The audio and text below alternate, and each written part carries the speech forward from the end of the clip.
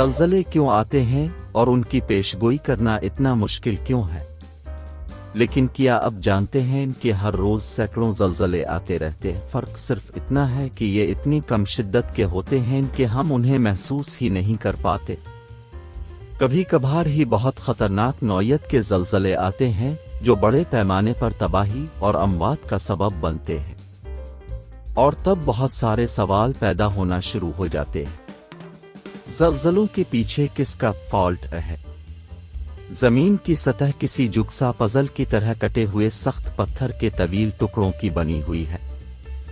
حرکت کرتے ان پزل کے ٹکڑوں کو ٹیکٹونک کہا جاتا ہے، جو کہ پتھر کے ابلتے ہوئے لابے پر تیرتی اور مسلسل حرکت کرتی رہتی ہے۔ ان ٹیکٹونک پلیٹوں کے باہمی سنگم کے مقامات سے زلزلے آتے ہیں اور آتش فشاں پھٹ کر باہر نکلتے ہیں۔ تکنیکی اعتبار سے پلیٹیں ہمیشہ حرکت میں رہتی ہیں لیکن آپس میں جڑی رہتی ہیں۔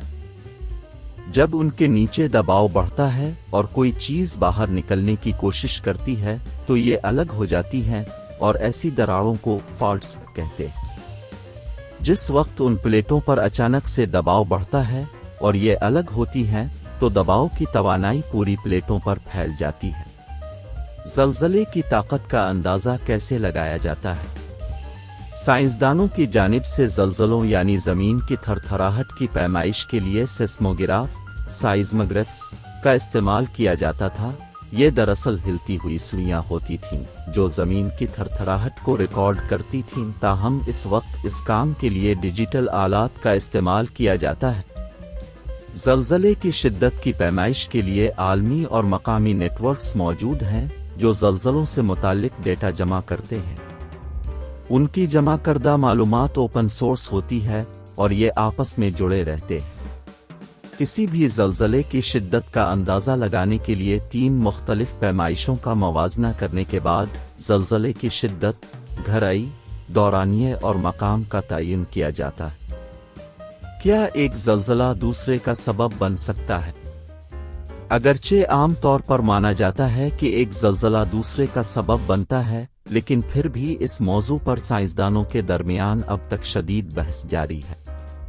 زلزلے انسان کی جانب سے فطری دنیا کو سمجھنے کے دعووں میں 2 بڑے خامیوں کی نشاندہی کرتے ہیں۔ اول یہ کہ یہ زلزلے انسانی مشاہدے سے کہیں زیادہ طویل دورانیے تک جاری رہنے والے عمل کا نتیجہ ہوتے ہیں، اور دوسرا یہ کہ یہ اتنی گہرائی میں ہوتے ہیں جہاں انسان کے براہ راست مشاہدے کی اہلیت دم توڑ جاتی ہے۔ ان بڑی رکاوٹوں کے باوجود سائنسدان ایسے طریقے دریافت کرنے میں کامیاب ہوئے ہیں جن سے زلزلوں کے امکانات کا حساب لگایا جا سکے۔ زلزلے کے بعد سائنسدان جمع شدہ ڈیٹا کا مطالعہ کرتے ہیں تاکہ بہتر طریقے سے سمجھ سکیں کہ ممکنہ طور پر آگے کیا ہونے جا رہا ہے۔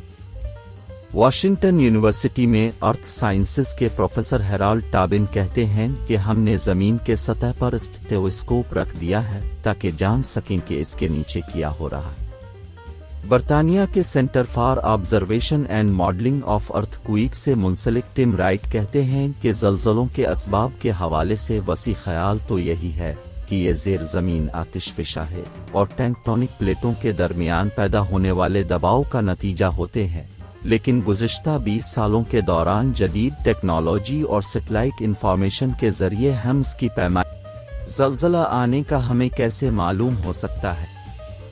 سائنسدانوں سے ہمیشہ یہ سوال پوچھا جاتا ہے کہ کیا زلزلے کی پیشگوئی کرنا ممکن ہے؟ اس کے جواب میں امریکی جیولوجیکل سروے کے رائٹ کا کہنا ہے کہ زلزلے کی پیشگوئی کے معاملے میں ہنوز دلی دور است، لیکن ہاں ہم شارٹ ٹرم پیشگوئی ضرور کر سکتے ہیں۔ رائٹ کہتے ہیں کہ کسی بڑے زلزلے کے بعد بہت سارا ڈیٹا جمع کرنے اور پھر اسے سمجھنے کی ضرورت ہوتی ہے۔ ایسے ڈیٹا سے ملنے والی معلومات میں سے کچھ معلومات زلزلے کے فوری بعد کے لیے بہت کارآمد ہوتی ہے، کیونکہ اس کے ذریعے فوری طور پر حساب لگایا جا سکتا ہے کہ اس زلزلے کے بعد کون سے ممکنہ مقامات پر زلزلے کے امکانات پیدا ہو سکتے ہیں۔ انہوں نے بتایا کہ وہ ترکیے میں 6 فروری کو آنے والے زلزلے کے بارے میں انسار سنتھیٹک ایپرچر ریڈار کا ڈیٹا پہنچنے کا انتظار کر رہے ہیں۔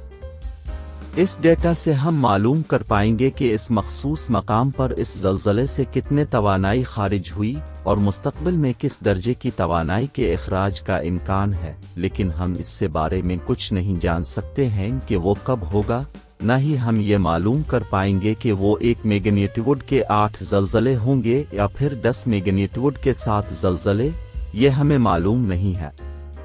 ان کا کہنا تھا کہ ایسے علاقے جہاں جدید ترین آلات نصب ہیں، وہاں بھی کسی زلزلے سے صرف چند سیکنڈ قبل ہی ٹرینوں کی رفتار کم کرنے اور ایمرجنسی دروازے کھول دینے کے لیے بتایا جا سکتا ہے کہ زلزلہ آنے والا ہے۔ کیا کبھی سائنس یہ جان پائے گی؟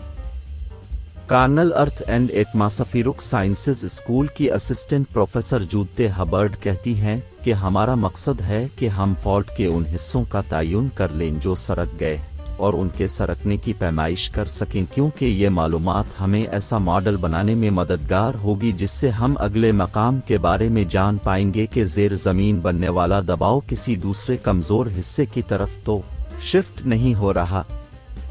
ان کا کہنا ہے کہ ایک فالٹ کی ماڈلنگ کے لیے ممکنہ طویل مدتی اور بہت ساری کثیر الجہتی معلومات درکار ہوتی ہے۔ بدقسمتی سے اتنی ساری طویل المدتی اور کثیر الجہتی معلومات جمع کرنا بہت ہی زیادہ مشکل کام ہے۔ زیر زمین دباؤ کا دورانیہ بہت لمبا ہوتا ہے، یہ 1 دہائی بھی ہو سکتا ہے تو صدیوں پر محیط بھی ہو سکتا ہے، لیکن یہ دباؤ رولز ہونے کا دورانیہ صرف 30 سیکنڈ یا پھر 1 یا 2 منٹ ہوتا ہے۔ دونوں ٹائم اسکیل کو دیکھیں تو ان میں پایا جانے والا فرق بہت ہی بڑا ہے۔ واشنگٹن یونیورسٹی کے پروفیسر ہیرالڈ ٹابن کہتے ہیں، آپ یہ کہہ سکتے ہیں کہ گزشتہ 1 صدی کے دوران فالٹ میں کوئی بہت بڑا زلزلہ نہیں آیا۔ بطور جیولوجسٹ میں یہ کہوں گا کہ یہ دورانیہ تو کچھ بھی نہیں، یہ تو بالکل نارمل سا دورانیہ ہے۔ یہ نہیں بتایا جا سکتا ہے کہ اب فالٹ میں زلزلہ آنے والا ہے، ہاں یہ ضرور بتایا جا سکتا ہے کہ حالات زلزلے کے لیے